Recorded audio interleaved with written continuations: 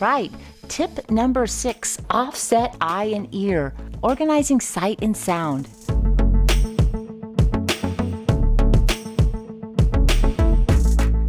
If we want to scare someone, we might hide behind a chair. When that person arrives, we jump out and yell, "Boo!" But if we want to make it more surprising, we could jump out and grab the person at the same time. The surprise increases significantly. Using 2 senses, in this case, hearing and touch, we create a jarring experience. In watching a video, we use 2 senses, sight and sound. When we edit, we will need to offset visuals and audio at times to create a more natural feel to the viewer. For example, it is natural for us to hear an airplane before we look up to see it. If we hear a dog bark, we may look out the window to see why the dog is barking. We hear the sound, then we look. This is a natural pattern. Whether or not we notice it, we are familiar with hearing the audio from a scene in a movie while we are still watching the previous scene. This is done to prepare the viewer for what is coming next.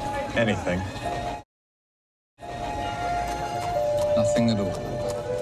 We subconsciously adjust in doing so. We flow naturally to the next scene, just as we do looking towards a sound we hear, like the airplane example. Another way is to allow the scene to change, pause for the viewer to take in the visual, then begin playing the audio.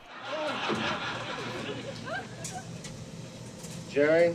The most common problem inexperienced editors make is keeping the visuals and audio in sync at every cut, which can disrupt the viewer. If we want to create an enjoyable experience, it must flow without disruptions. This is why we separate some audio and visuals when editing, either in a clip or by using B-roll, which is footage that's placed over the main storyline. How to do this is as simple as disconnecting the audio from the visual in the editor on the timeline and dragging scenes one way or the other. Editors are designed to keep the audio attached to the visual, so as the clip is shortened or lengthened, the lip sync stays intact. Play with this idea and you will be amazed at the different feel it has. I bet you I know what happened.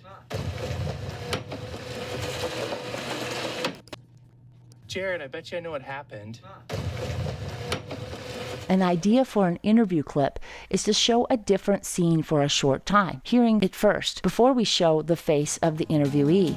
We are totally psyched about this next project here.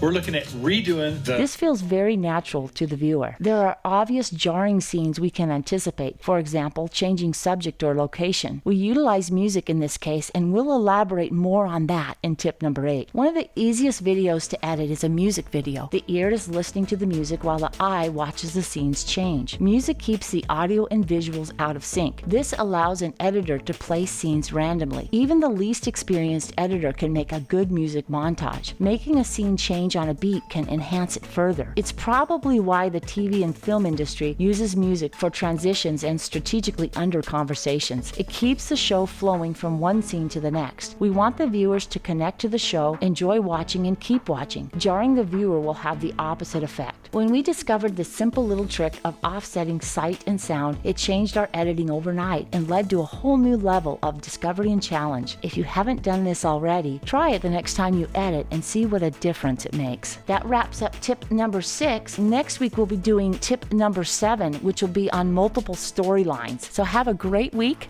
and we'll see you next Wednesday.